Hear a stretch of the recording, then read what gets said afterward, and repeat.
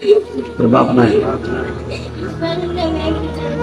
100 টাকা তুই খাই, আমি নিলাম, তোরা আবার দিয়ে দিলাম।